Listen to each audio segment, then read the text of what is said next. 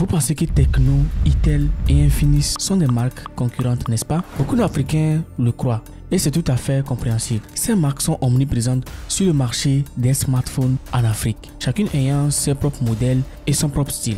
Mais ce que peu de gens savent, c'est qu'elles appartiennent toutes à une seule et même entreprise. Derrière ces marques se cache un géant chinois qui a conquis le marché africain. Une stratégie bien pensée. Dans cette vidéo, les gars, nous allons faire un tour dans les coulisses de cette entreprise méconnue pour comprendre pourquoi elle a choisi cette stratégie multimarque, comment elle fonctionne et pourquoi elle domine autant en Afrique. Mais bien avant de continuer cette vidéo, si vous avez besoin d'un site web, on le crée pour vous. Un site vitrine pour présenter votre activité, pour attirer plus de clients, une boutique en ligne pour vendre vos produits 24h/24, un blog pour partager votre passion et toucher une large audience, un portfolio pour mettre en avant vos réalisations et votre talent, un site professionnel pour donner à votre entreprise une présence crédible sur le web, un design moderne, un site rapide et sécurisé adapté à tous les écrans, bref, du sur-mesure pour votre projet. Ne restez pas invisible sur le web, passez au niveau supérieur dès maintenant. Contactez-nous au numéro qui s'affiche à l'écran ou par mail, tous les liens sont dans la description. Pour comprendre exactement Tecno, Itel ou Infinis, il faut d'abord s'intéresser à l'entreprise qui les produit. Transion Holding. Selon plusieurs sources comme Wikipédia et des articles spécialisés de médias tels que Jeune Afrique, Transion Holding est une entreprise chinoise fondée en 2006 par George Su. Son siège social est situé à Shenzhen, en Chine, une ville connue comme étant le cœur technologique du pays. Contrairement à d'autres géants chinois comme Huawei ou Xiaomi qui vendent leurs produits en Chine avant de l'exporter, Transion fait un choix stratégique audacieux. Elle ne vend aucun téléphone en Chine. Elle a préféré concentrer tous ses efforts sur les marchés des pays émergents comme l'Afrique, l'Asie du Sud ou l'Amérique latine. Transion Holding est aujourd'hui un acteur incontournable du marché africain avec près de 50% de parts de marché selon les recherches menées par Cantron Point Richesse. Ses marques principales sont Tecno, Itel, Infinis. Mais elle possède également Calcar, une entreprise spécialisée dans les services après-vente, ainsi qu'Oremo, qui produit des accessoires comme des écouteurs et des câbles. Cette diversification montre à quel point Transion a su s'adapter aux besoins spécifiques des marchés où elle opère. Passons maintenant à la stratégie multimarque adoptée par Transion Holding. Pourquoi avoir trois marques différentes si elles appartiennent à la même entreprise? La réponse réside dans la segmentation du marché et la perception des consommateurs. En effet, chaque marque cible un segment spécifique du marché africain. Itel est la marque dédiée aux téléphones abordables, ok? Elle vise principalement les consommateurs ayant un budget limité et recherche un téléphone simple mais fonctionnel. Les modèles sont souvent vendus à moins de $100, ce qui le rend accessible à une large partie de la population africaine. Quant à Tecno, elle se positionne sur le milieu de gamme. Donc, ces téléphones offrent des fonctionnalités modernes comme des caméras améliorées ou des écrans plus grands tout en restant abordable. Tecno est particulièrement populaire auprès des jeunes africains qui recherchent un smartphone stylé sans dépenser une blinde quoi. Et pour finir, Infinis représente le haut de gamme parmi les trois marques. Ces téléphones sont conçus pour rivaliser avec ceux de Xiaomi ou Samsung dans la tranche de $200 à $400.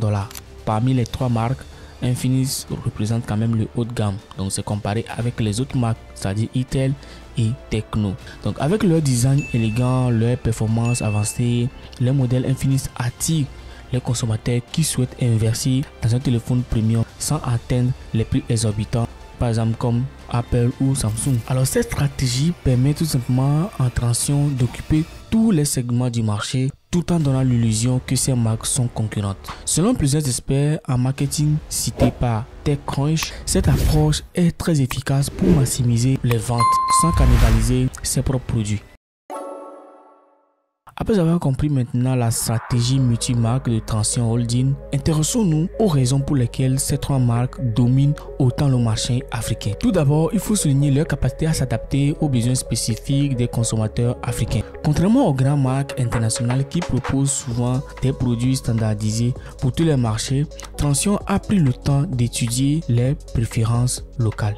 Par exemple, ces téléphones sont équipés tout simplement de double SIM pour répondre aux besoins des utilisateurs africains qui jonglent souvent entre plusieurs opérateurs téléphoniques afin d'économiser sur leurs appels ou leurs données mobiles. De plus, les caméras des smartphones Tecno sont optimisées pour mieux capturer les peaux foncées grâce à des algorithmes spécifiques développés par l'entreprise. Ensuite, il y a la question du prix. Les téléphones Tecno, Itel et Infinix sont conçus pour être accessibles aux revenus moyens en Afrique. Cette accessibilité leur permet tout simplement d'être présente aussi bien dans les zones urbaines et rurales où le pouvoir d'achat est souvent limité. Et pour finir, il y a aussi un truc, c'est que Transsion investit massivement dans le marketing ciblé. Selon un article publié par Jeune Afrique, l'entreprise sponsorise régulièrement des événements populaires comme la Coupe d'Afrique des Nations pour renforcer sa visibilité auprès du public africain. Elle a également noué des partenariats avec des clubs internationaux comme le Manchester City pour donner une image prestigieuse à ses marques.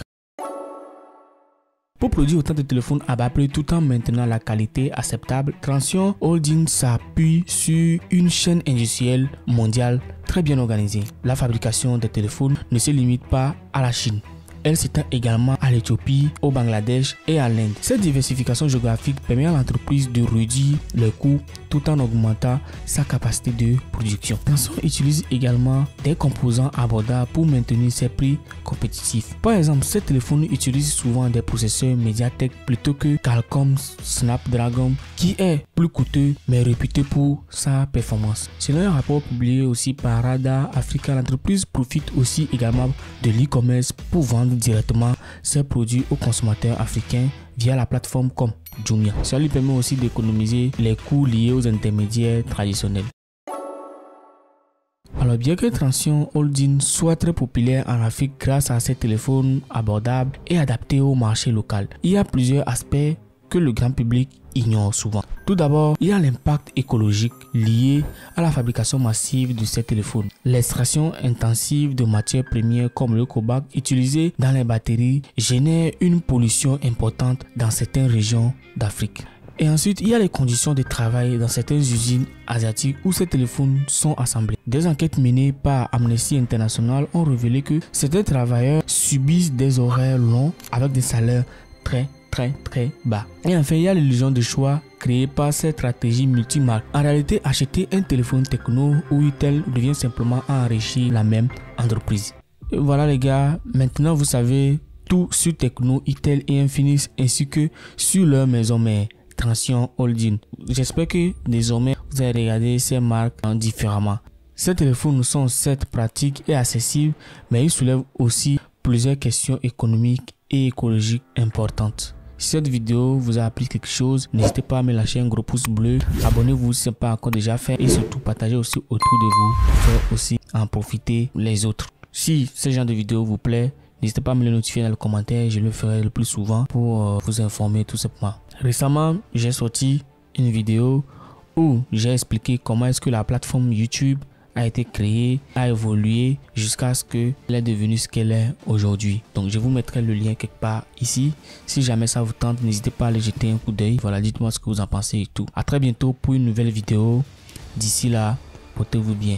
Ciao.